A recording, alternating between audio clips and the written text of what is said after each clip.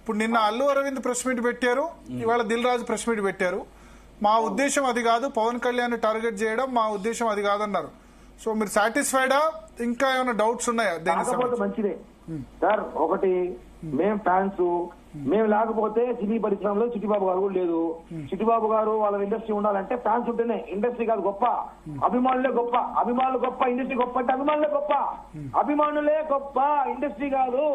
అభిమానులు లేకపోతే హీరో లేడు, ఇండస్ట్రీలో చిట్టిబాబు లేదు, చంటిబాబు లేదు, పెద్దబాబు లేదు. అభిమానులే గొప్ప. అభిమానులు మా కోరిక ప్రకారం 5 ఏళ్ళు వెయిట్ చేసిన సినిమా మాకు వచ్చినప్పుడు మేము ఆ సినిమా చూడాలి. దాన్ని మీరు మాకు సాక్రిఫైస్ చేసి మా సినిమా మాకు ఇవ్వాలి. అది మీ బాధ్యత.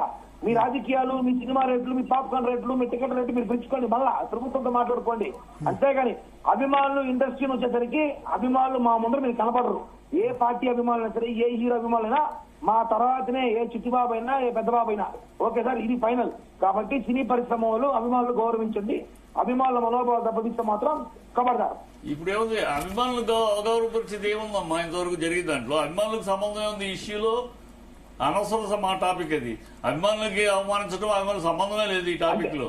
అంటే మీరు మేమే గొప్పలము, డిస్ట్రిబ్యూటర్లు గొప్పలు, ప్రొడ్యూసర్లు గొప్పలు చెప్తున్నా. గొప్పలు సమస్య ఇష్యూ జగదీష్, ఇష్యూ ఈ ముగ్గురు మధ్య. నువ్వు కూడా అలా మాట్లాడతావు. ఇష్యూ ఎవరి మధ్య?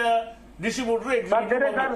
సార్ రేపు ఒక డిబేట్ తీసుకొని సార్తో మాట్లాడతా. నాకు వేరే ఒక 2 minutes కిరణ్ రాయల్ గారు. ఇప్పుడు 2 సందేహాలు. ఇప్పుడు మీకు నిన్న వీళ్ళిద్దరు ఇచ్చిన దాంతో క్లారిఫై అయిందా? వీళ్ళిద్దరు ఇచ్చిన స్టేట్మెంట్ అయింది. కొంచెం హ్యాపీగా ఉన్నాం. ఎందుకంటే వాళ్ళు థియేటర్లో మా పరిస్థితి సమస్యది కాదు. ఇది ఎక్కడో మేము నోటిదోలలో లేకపోతే ఏదో కొంచెం ఇబ్బందుల వల్ల ఎవరో ఒకరిద్దరు టీవీలో ఇలా చిట్టిబాబు గారు ఆవేశంగా మాట్లాడేసి దాని గురించి డైవర్ట్ చేశారని చెప్పి సమాచారం ఉంది.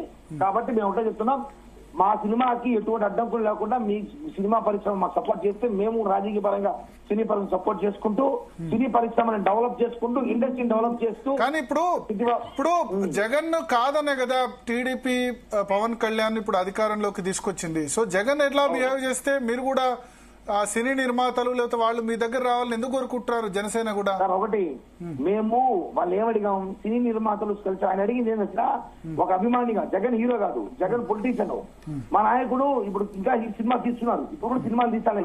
ఈ సినిమా పరిశ్రమ సమస్య వచ్చేసరికి నేను మీకు ఇంత చేసి నాకు రిటర్న్ గిఫ్ట్ ఇస్తారా అంటే అర్థం చేసుకోండి.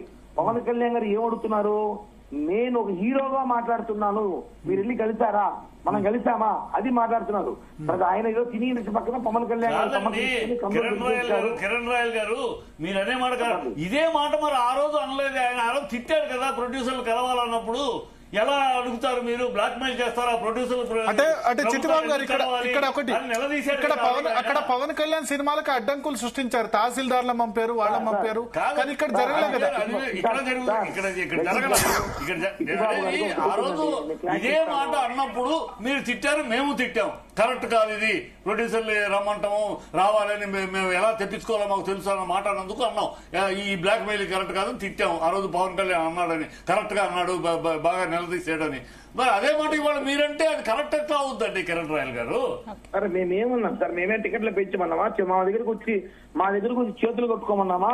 మేము నవ్వుతుంటే మీరు ఏమైనా చొక్కాలు ఇప్పమన్నామా? మేమేమైనా మా ఇంటి బయట కాపలాగేమన్నామా? గత ప్రభుత్వం చెప్పిందా అండి? గత ప్రభుత్వం మీరు విన్నారా?